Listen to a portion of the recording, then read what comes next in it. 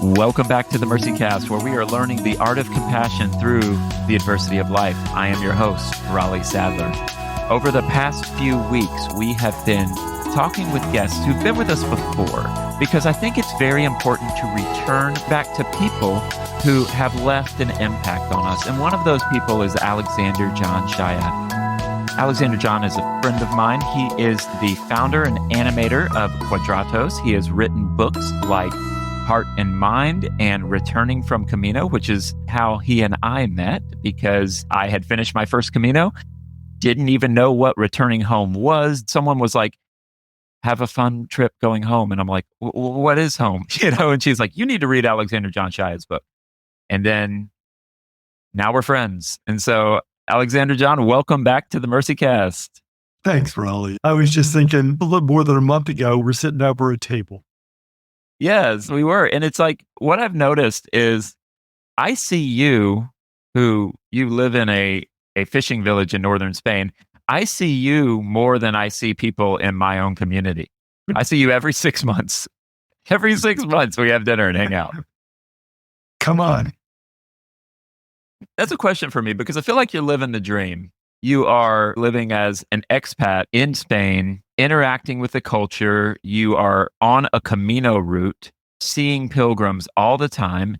Every now and then you'll reach out and you'll be like, hey, some pilgrims reached out to me and I'm having dinner with them and I get to talk with them. What has that been like for you? Because I know a lot of us, we want to leave our current situation and take that risk and try something new. So where I live is right on the edge of the Atlantic Ocean, in one of the two places which is considered what in my language I call the turnaround place. And this is the place, this is your last steps west before you make the turn to go home. I love sitting with pilgrims and just hearing their story, hearing about their life, hearing about the immediacy and the present momentness of the Camino. And I also hear more deeply the anxiety or the question about what's it going to be like to go home? And while I don't know exactly what it's going to be like for each person, I do know that it's going to be arduous. For most people, going home is quite arduous, and usually in a way that they're not expecting. So I sit with them as they revel in having walked here and everything that they've experienced. And I have a sense of what they're facing that they don't quite fully understand yet.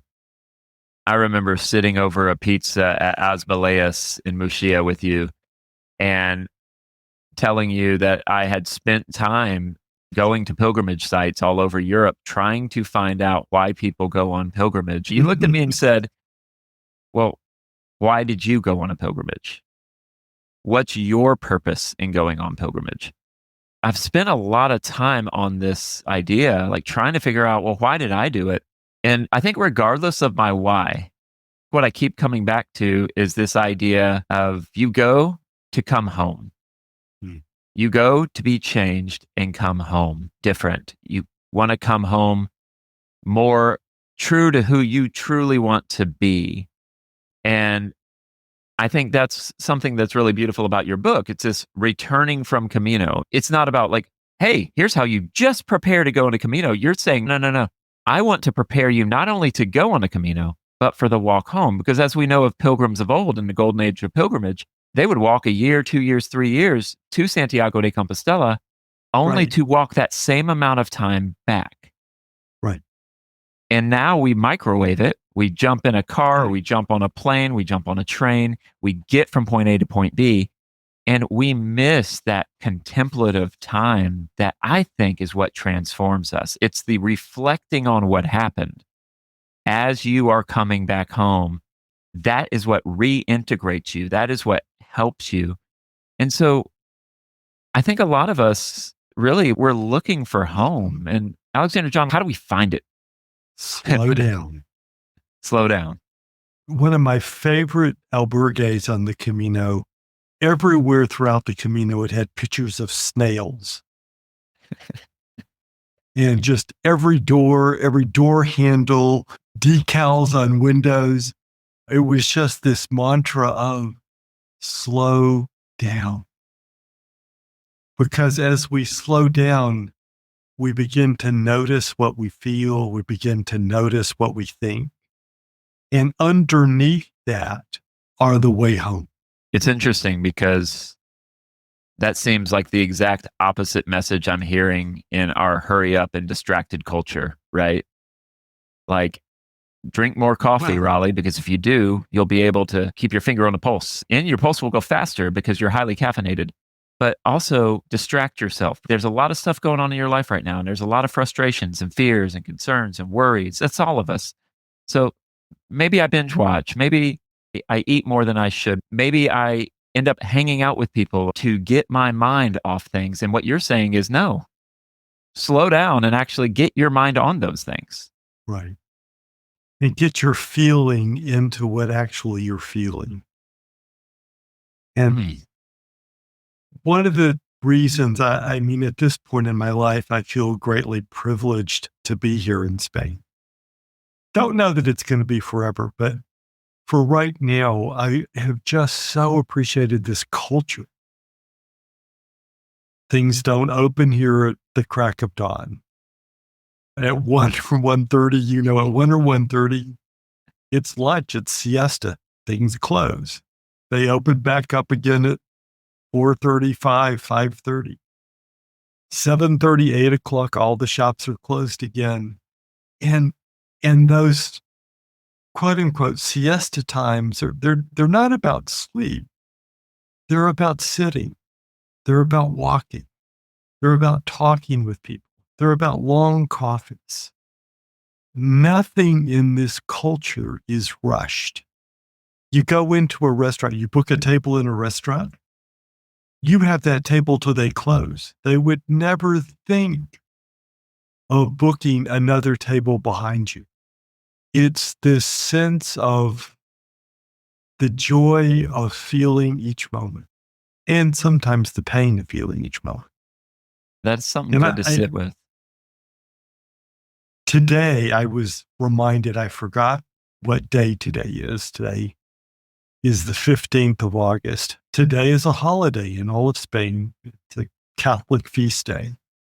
I totally forgot. I went down to the village this morning thinking I was going to go to the food store. Nothing is open today. In the moment, it irritated me. And then I was like, oh, but this is why I live, because this is not a culture that rushes. It's interesting because I've heard from so many pilgrims, especially on my first Camino, they would say, if you get to Santiago de Compostela, you might want to think about walking to Finisterre, the old ends of the earth, the place where they thought the world ended in Roman times. And you can go there and it's beautiful and you'll love it, but it's a little busy. And so, what you might want to do is walk to this little village called Muxia and you'll like it more there. Well, I was so against that. And I was like, no, I'm not going to appreciate Muxia better. And I went to Finisterre and I was like, no, I liked Finisterre better. But now after a few years of doing this, I'm like, no, I find myself going back to Muxia every time I'm in Spain, but I do not go back to Finisterre every time I'm in Spain. It's a great place. It's a wonderful place, but there's something about what you said. And I remember one thing for people who haven't been there, there's mountains, but then the city is at sea level. And in the late 1800s, it was basically burned down by Napoleon's troops. And so when it was built back up, they didn't try any grid or anything. They just built where they were going to build. And it is a labyrinth of buildings and restaurants. And what you just said about it being slow, that is so true because you can get hungry. And if you're on American time and you're like, I want a meal right now, you're not getting a meal. Yeah. You got to wait. I love how you say everyone is so intentional with slowing down, not only personally, but communally as well. And you live the seasons. There's seasons here, and you live the cycle of night and day because you're right here at sunset and sunrise. on this little spit of land that juts out into the Atlantic, you clearly see both sunrise and sunset. The name Muxia, which is Gallegos, and the Spanish name is Mujia, means place of the monk. And it has that ethos in it. Quieter, more contemplative little village. And with this idea of contemplation and this idea of following the seasons, how does this understanding of seasons help us slow down on our way home? Well, for me, the seasons are a metaphor for all of life. It's also important for me to remember the first season. In the Celtic wheel, this is Celtic land. The first season is autumn. And for the Celts, they marked autumn starting the first days of August. On August the 2nd, you could really tell how the light was changing. It's still warm, but you have this sense we are now into the waning season. The waning season is when we bring in the harvest. Just in the last week, the figs have arrived. And to me, the figs are that taste of autumn, that sight, that smell, that texture of autumn. But autumn starts with bringing in the last growing season, having the harvest festivals, and then knowing right after the harvest festivals begins the fallow time. And that place where harvest meets fallow is the beginning. For the ancients, they thought of the start of the day at sunset when we go into the nighttime. And they thought of the new year as beginning when the year goes into the nighttime, Northern Hemisphere autumn, because they saw darkness as the beginning. Not evil, not something to be protected against, but as that place from which everything begins again, because we're conceived in the womb and we grow in the dark. And there's something deep in us that knows that darkness is always the beginning.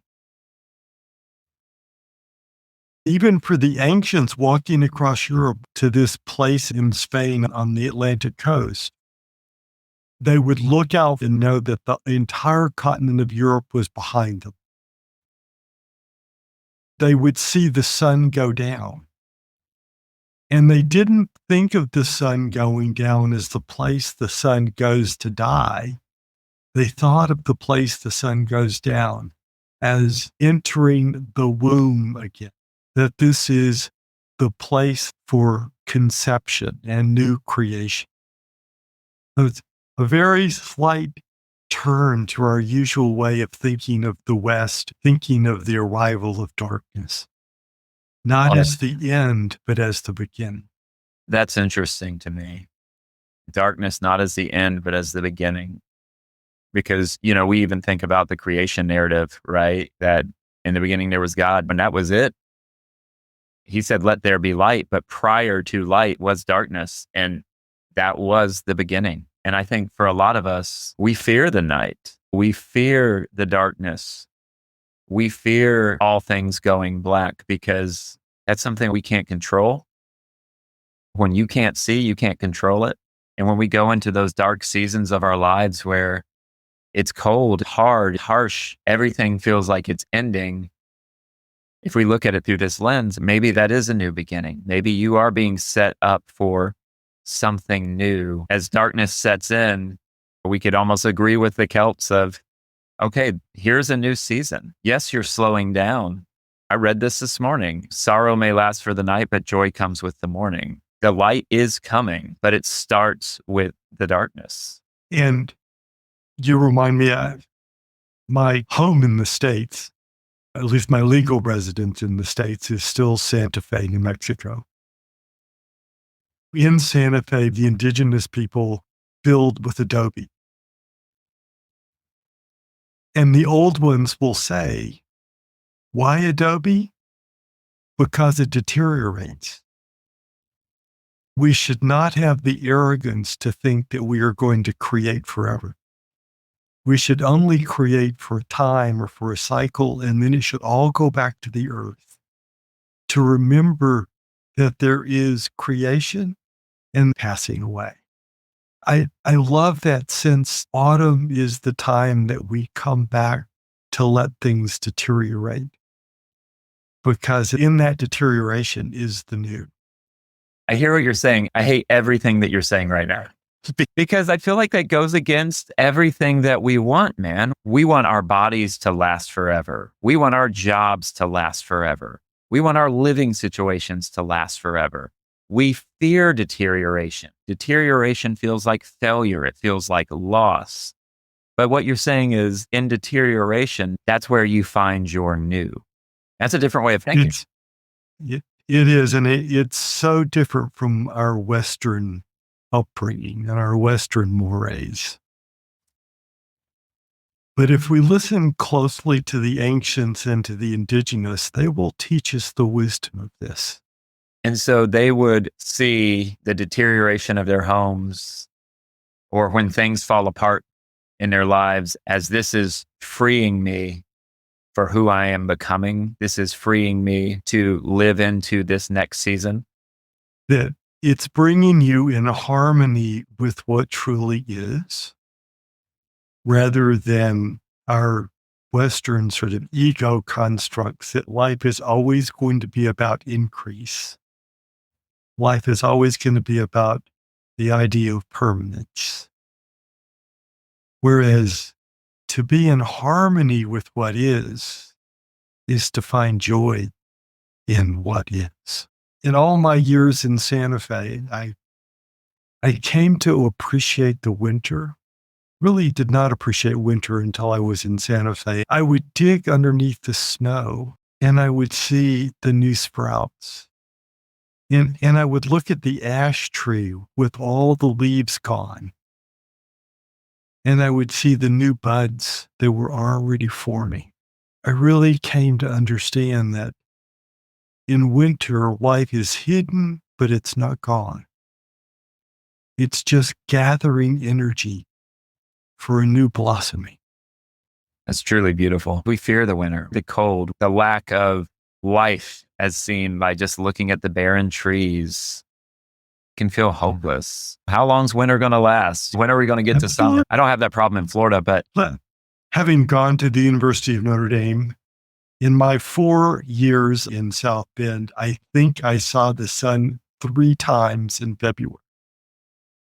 So my dorm mates and I developed a ritual. On the 1st of March, we would burn our February calendars and dance a dance of hope that the sun was returning. I know the depths and the drudgery of a winter without sun. And I also know the joy that ultimately comes with spring. But again, those seasons like winter, they slow us down. And like you said, brings us into harmony with what is. And I think that is a life without distraction, a life where you are being together with people and you are actually being with yourself. You're not just sitting by yourself. You're connecting with yourself. You know what you're feeling. You know what you're thinking, or at least you're trying to know what you want in life. And I think that's important because I don't think, Alexander John, I don't think I really understood the nature of the Camino until after my first Camino. And I was on the phone with you and we were talking, I think we just started talking about life stuff. This was a few years ago. And we started talking about running to distraction and how good things can distract us and how good things had distracted me. I started to realize that's the reason I go to northern Spain. It's to let those distractions go.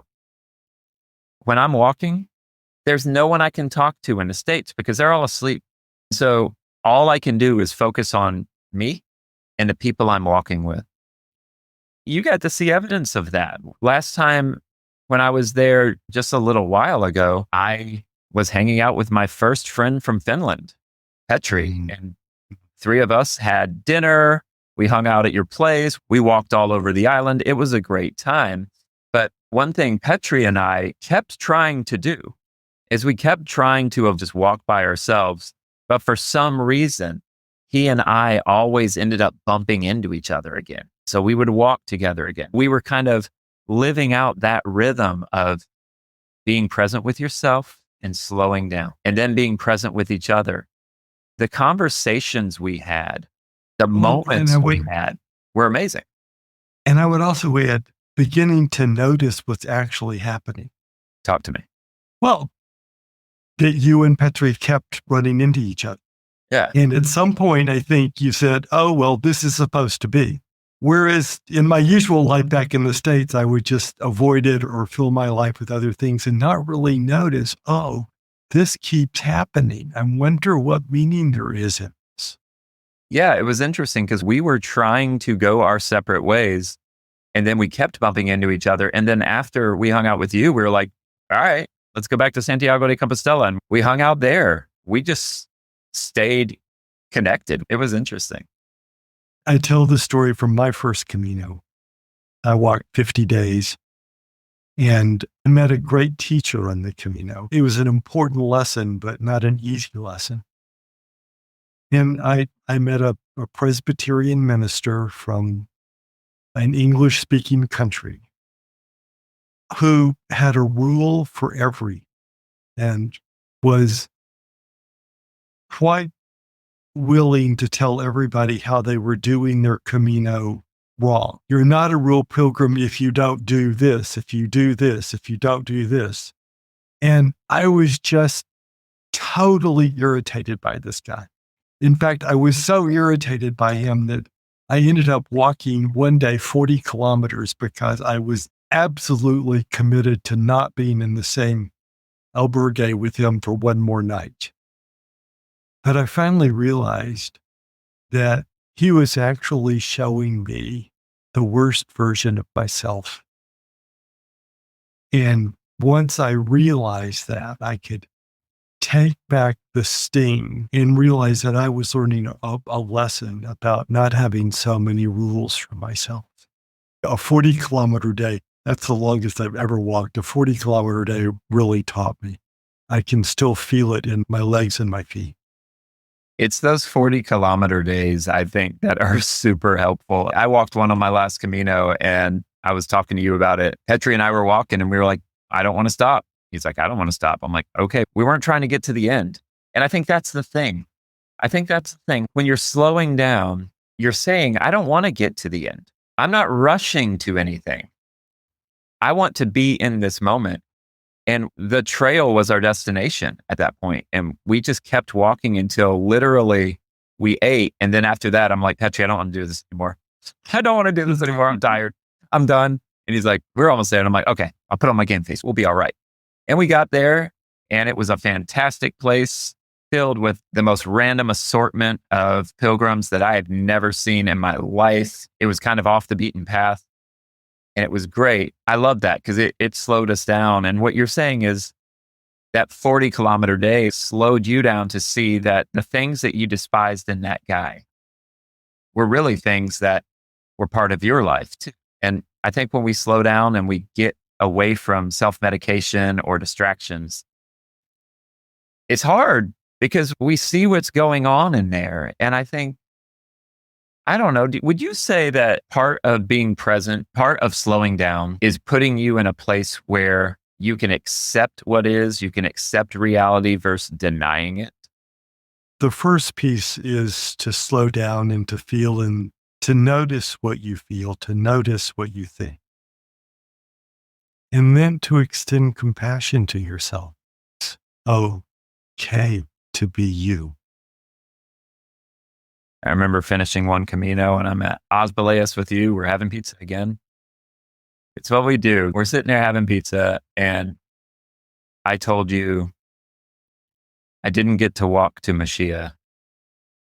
My body wouldn't let me and I had to take a bus. And at that point, I was still kind of knee deep in perfectionism. I was fighting it, but I was still there. And I said, I feel like I didn't do it the right way. I feel like I got here the wrong way, but I'm here And you're like, good. And it was kind of like in that moment, I'm like, okay, so I'm being freed, even in this thing that didn't go my way. I'm being freed from these constraints that I have put on myself, these things that say, I'm only okay if I do fill in the blank perfectly.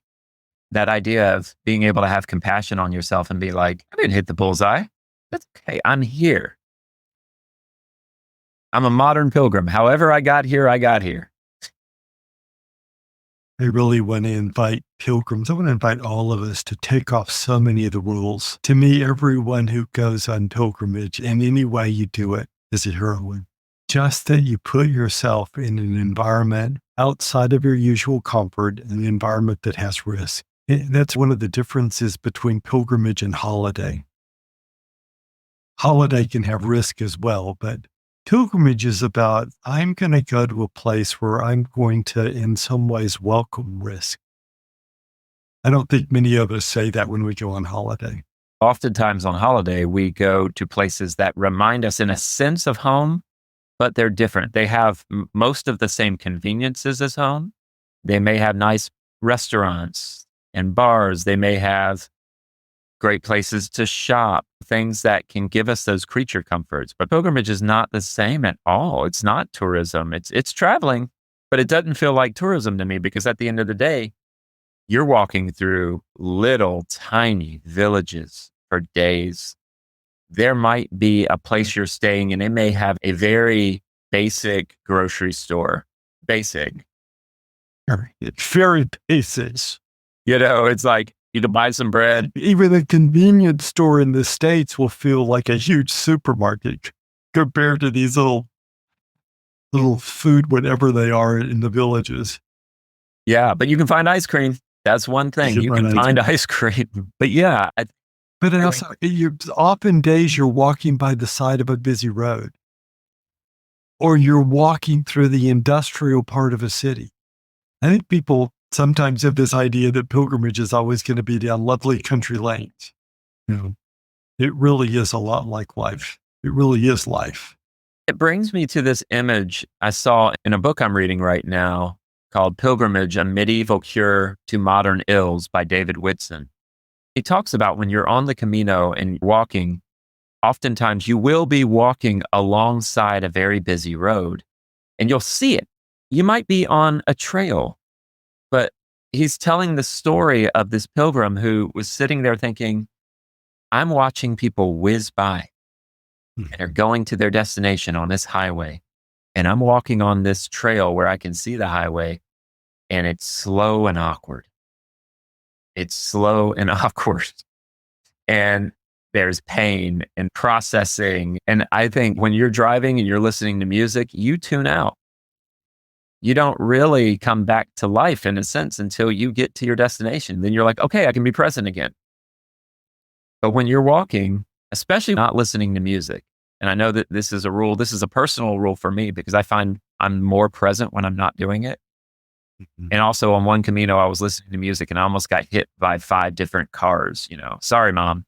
But like, yeah, I almost got ended 5 different times that trip. And I was like, I don't know if this music is worth it.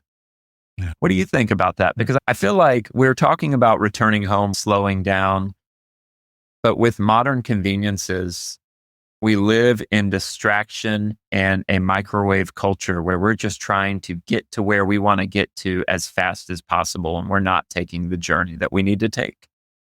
It really depends on letting yourself be up into the lessons that the Camino has to give you. So I want people, when I'm walking with people or talking to people before they begin to walk, I really want them to take time in those first days. Walk by yourself, walk with another person. Walk with earbuds in your ear, but maybe no music on. Walk without earbuds in. Notice what you notice.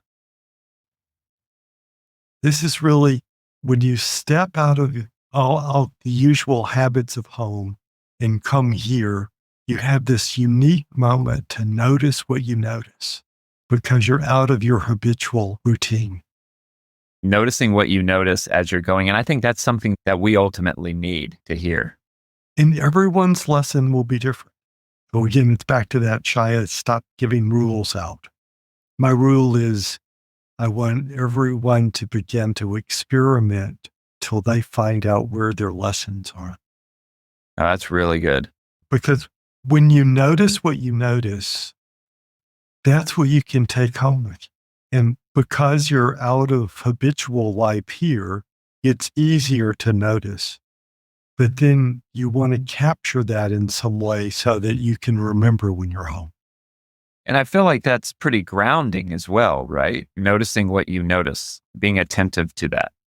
It grounds you in the present. Everything about this moment and the news today, everything is about taking us out of this moment. Yeah. I mean, I know that there is difficult news. I know. But I also know that I can step outside and take a deep breath, look at a blade of grass, look at a leaf, look at fruit growing on a tree, whatever it is, that's also here in this moment. I remember telling you about this as I was walking on the Camino Francis, which for me was the messiest of all my Caminos because it was just exposing where I was. I think I had been running for a while. And on this walk, I was forced to slow down and realize that there was a lot of confusion that I was trying to process. I don't think I'd ever really allowed myself to become aware of it. As I was walking, there's always an elderly person. I always hate it when people say, well, I'm too old to walk the Camino. Some of the people I have seen walk the Camino, I've seen people in their 70s, 80s. This guy is walking and we pass him because he's just sitting there doing nothing. He's just sitting there. I think he was from Hungary and in his late 70s, early 80s. He'd just be sitting there. But then all of a sudden, he's ahead of us. I don't know how he was doing it, but we're walking into a city, maybe Astorga. And as we're walking in to this ancient Roman city, we're on the outskirts. There's a tree with berries. There he is, digging into the berries. And I look at my friend and nod, and I'm like, we need to go over here. Come on, we're going to go talk to this guy. And he's like, it's good. What was interesting was I noticed something with him and then with a family that was walking with an 8-year-old child. In both cases, people on two different sides of life. The child would see things that no one else saw. He would celebrate fantasy. He was creating these beautiful stories of victors and villains and all sorts of things as he's seeing like a rock or a hillside and he's chasing butterflies and things like that. And the elderly man was doing the same thing. And the rest of us were trying to get from point A to point B. And we were missing all of this life that was happening right in front of us. For myself, as I have done so many Caminos and after recognize that I am aging a bit, I've just shortened my days and revel in them now. So I'm not setting myself up for 25 to 30K every day, but maybe 50. Maybe sitting by the stream, taking my shoes off and just letting the water roll over my shoes, just smelling the forest, reveling in collecting chestnuts. Nothing sets my heart alive more than a chestnut forest. And I often walk in the autumn when the chestnuts are falling. Like treasures from heaven. In our first conversation, I remember telling you about this moment, which I've never had a moment before or since like this. I was walking by myself on an insignificant stretch of trail through the woods, through the forest. It felt like a thin place. I stopped, closed my eyes in the middle of the trail. I breathed and I was like, I feel the wind on me. I hear the birds. I feel my clothing on me. I'm here. I'm present. I'm here. I'm in this moment. I am present. I'm in this moment. I am present. And then what happened next was the weirdest feeling I think I've ever had. And maybe weird is the wrong word. I often say the word weird for things that are new, things that I'm not used to. I think in this moment, I was scared out of my gourd because I was feeling stuff and I felt alive. I felt truly alive for probably the first time in my life. I wasn't distracted by anything. I was secured to that moment. And it lasted 5 minutes. It got to the point where I started like second guessing, like, what is happening? Because I felt amazing. It was like this surge of intense happiness, knowing that the only thing that mattered was now. And I was in now. And so I succeeded.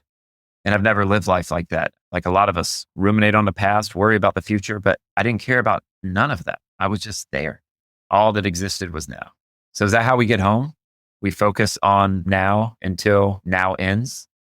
One of the things that I suggest is that shortly before people get back on some mass, fast moving transportation, that they write themselves a letter about what they want to remember. Because just as soon as you get on fast moving transportation, there's an amnesia that happens in your body, even if you're still in Spain. And definitely by the time you get to a major airport. And so much of what you think you're always going to remember is gone by the time you land back, in this case, maybe the States. But to write that letter and put it away for 30 or 60 days, then come back and read it and read it and read it. Because it's the remembering to look for that now experience. It's happening right now somewhere in your life, but your life may be moving at a velocity that it's hard to feel that again. Oh, that's good. But coming home is about remembering. Another thing that I suggest for people as they come home is when you get home, keep wearing your Camino clothes for a few days or longer. Don't wash them and put them away. The feel of them, the smell of them holds the memory and helps you not go into that place of amnesia so quickly. When you get home, the Camino is not over. You're still walking. Your steps may have ended, but your Camino is far from over. I have a picture of where somebody has painted that on a wall somewhere late on my walk, and I can't remember where, but I love that. Your steps may end, but the Camino does not. Alexander John, thank you so much for this conversation. It's always great to connect. Just seeing you puts me back at that table. I might have to go have pizza tonight. You might. When do I get every time the Diablo? Yeah. The spicy one, that thing's delicious. To see your face is, again, another one of those memory helps. Thanks for being on. And those of you who are listening, thank you for tuning in. Until next time.